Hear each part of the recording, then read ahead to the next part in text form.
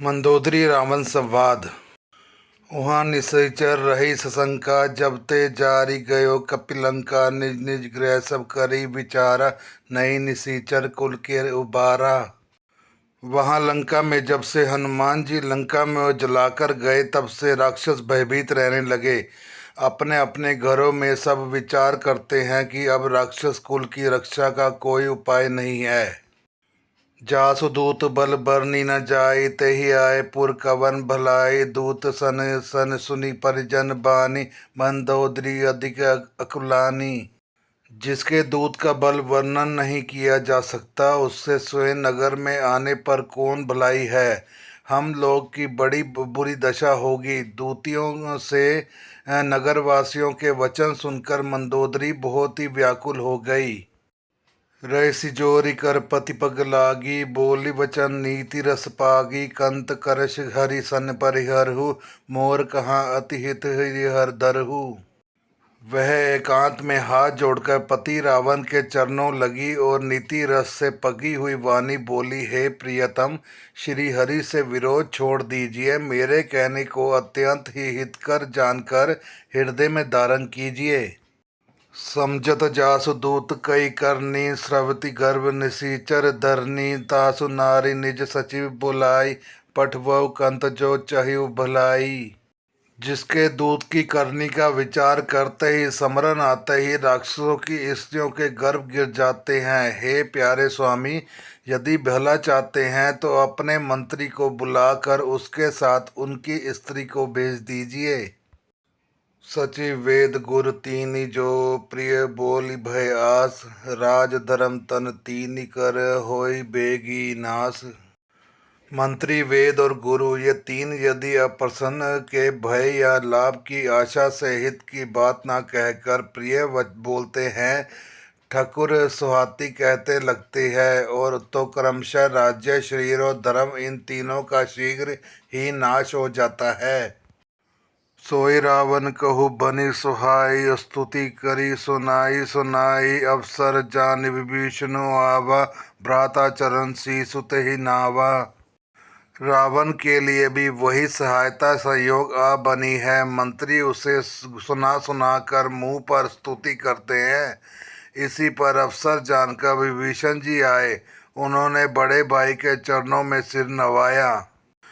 पुनि सिर नाय बैठ निज आसन, बोला वचन पाई अनुशासन। जो कृपाल पूछे मोहि बाता, मति अनुरूप कहो हित ताता।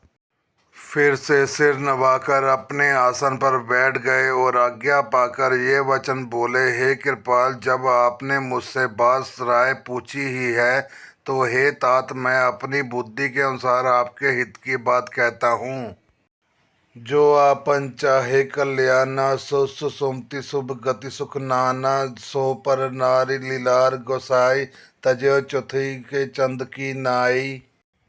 जो मनुष्य अपना कल्याण, सुंदर यश, सुदबुद्धि, शुभ गति और नाना प्रकार के सुख चाहता हो, वह हे स्वामी पर स्त्री के ललाट को चौथे के चंद्रमा की तरह त्याग दे। अर्थात जैसे लोग चौथे के चंद्रमा नहीं देखते, उसी प्रकार पर स्त्री का मुख नहीं देखें। 14 भुवन एक पति होई, भूत द्रोह तिष्ठि नहीं सोई। गुण सागर नागर नर जोऊ, अल्प लोभ भल कही न कोऊ। 14 भुवनों का एक ही स्वामी हो, वह भी जीवों से वैर करके ठहर नहीं सकता, नष्ट हो जाता है। जो मनुष्य गुणों का समुद्र चतुर हो, उसे चाहे थोड़ा ही लोभ क्यों ना हो, तो भी कोई भला नहीं कहता।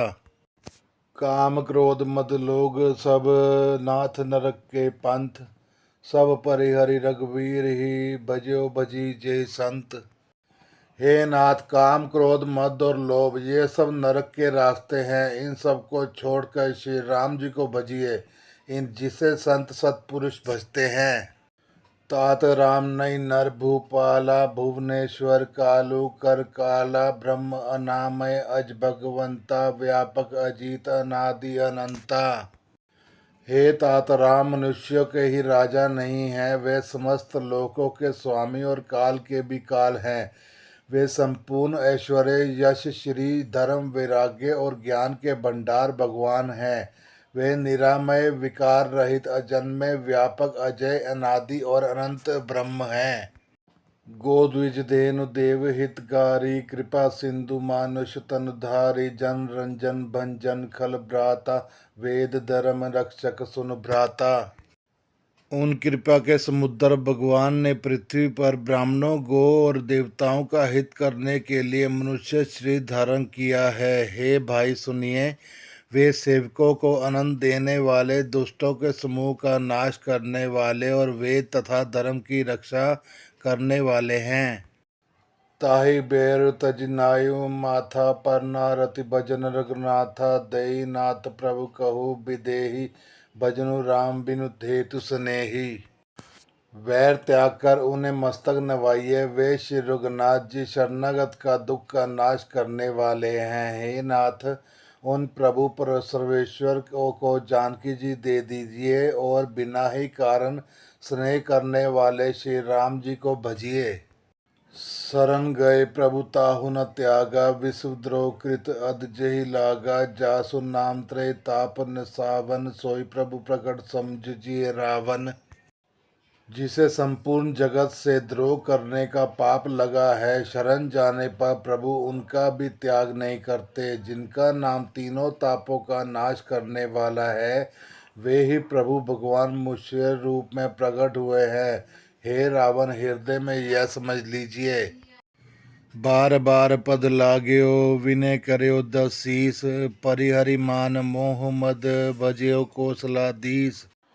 हे दसीस, मैं बार बार आपके चरण लगता हूँ और विनती करता हूँ कि मान, मोह और मद को त्याग कर आप कौशलपति श्री राम जी का भजन कीजिए। मुनि पुलुस्य निज शिष्य सन, कही पठिए यह बात, तुरंत सो मैं प्रभु सन कही, पाए सु अवसर तात। मुनि पुलुस्य जी ने अपने शिष्य के हाथ यह बात कहला भेजी है। हे तात, सुंदर अवसर पाकर मैंने तुरंत ही वह बात प्रभु आपको कह दी। माल्यवंत अति सचिव सयाना, तासु वचन सुने अति सुख माना, तात अनुज तव नीति विभूषण, सो उर धरु जुकत विभीषण। माल्यवान नाम का एक बहुत ही बुद्धिमान मंत्री था। उसने उस विभीषण के वचन सुनकर बहुत सुख माना और कहा, हे तात, आपके छोटे भाई नीति विभूषण नीति को भूषण रूप से धारण करने वाले अर्थात नीतिमान हैं। विभीषण जो कह रहे हैं उसे हृदय में धारण कर लीजिए। रिपु उत्कर्ष कहत सठ दो, दूरी न करो इहाँ को, माल्यवंत एह गयो बहोरी, कही विभीषण पुनिकर जोरी। रावण ने कहा, ये दोनों मूर्ख शत्रु की महिमा बखान कर रहे हैं, यहाँ कोई है, इन्हें दूर करो ना। तब माल्यवान तो घर लौट गया और विभीषण जी हाथ जोड़कर फिर कहने लगे, सुमति कुमति सबके उर रही, नाथ पुराण निगम अस कही, जहाँ सुमति तह सुमति नाना, जय कुमति तह विपत्ति निधाना। हे नाथ, पुराण और वेद ऐसा कहते हैं कि सुबुद्धि अच्छी बुद्धि और कुबुद्धि खोटी बुद्धि सबके हृदय में रहती है। जहाँ सुबुद्धि है वहाँ नाना प्रकार की संपदाएं सुख की स्थिति रहती है, और जहाँ कुबुद्धि है वहाँ परिणाम में विपत्ति दुख रहती है। तब और कुमति बसी विपरीता, हित अनहित मान विपरीता, काल राति निशिच कुल केरी, तय सीता पर प्रीति घनेरी। आपके हृदय में उल्टी बुद्धि आ बसी है, इसी से आप हित को अनहित और शत्रु को मित्र मान रहे हैं। जो राक्षस कुल के लिए काल रात्रि के समान है, उन सीता पर आपकी बड़ी प्रीति है। तात चरण गहि माग्यो, राख्यो मोर दुलार, सीता दियो राम कहो, अहित न होय तुमार। हे तात, मैं चरण पकड़कर आपसे भीख मांगता हूँ, विनती करता हूँ कि आप मेरा दुलार रखिए, मुझ बालक के अनुग्रह से स्नेह पूर्वक स्वीकार कीजिए। श्री राम जी को सीता जी दे दीजिए, जिससे आपका अहित न हो। बुद्ध पुराण श्रुति संबत वाणी कही विभीषण नीति बखानी सुनत दसानन उठा रिसाई खल तोय निकट मृत्यु अब आई। विभीषण ने पंडितों पुराणों और वेदों द्वारा समस्त अनुमोदित वाणी से नीति बखान कर कही, पर उसे सुनते ही रावण क्रोधित होकर उठा और बोला, अरे के दुष्ट, अब तेरी मृत्यु तेरे निकट आ गई है। जियसि सदा सठ मोर जियावा रिपुकर पक्ष मूड तहि भावा कैसि न खल अस जो जग माही भुजबल जाहि जीता मैं नाही। अरे मूर्ख, तू जीता तो है, सदा मेरा जियाला हुआ अर्थात मेरा ही अन्न से पल रहा है। और हे मूढ़ पक्ष, तुझे शत्रु का ही अच्छा लगता है। अरे दुष्ट, बता ना, जगत में ऐसा कौन है जिसे अपने अपनी भुजाओं के बल से ना जीता हो। ममपुर बसी तपस्वी पर प्रीति सठ मिलु जाई तिनि कर नीति अस कई कहीं से चरण प्रहारा अनुज गहे पद बारह बारा।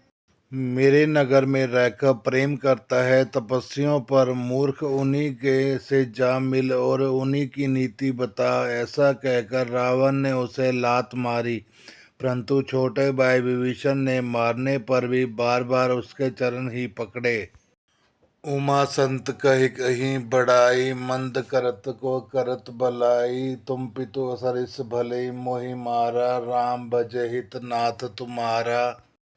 शिवजी कहते हैं, हे उमा, संत की यही बड़ाई महिमा है कि वे बुराई करने पर भी बुराई देने वाले की भलाई ही करते हैं। विभीषण ने कहा, आप मेरे पिता के समान हैं, मुझे मारा सो तो अच्छा ही किया, परंतु हे नाथ, आपका भला श्री राम जी को भजने में ही है। सचिव संग ले नभ पंथ गयो सभी सुनाई कहत अस भयो।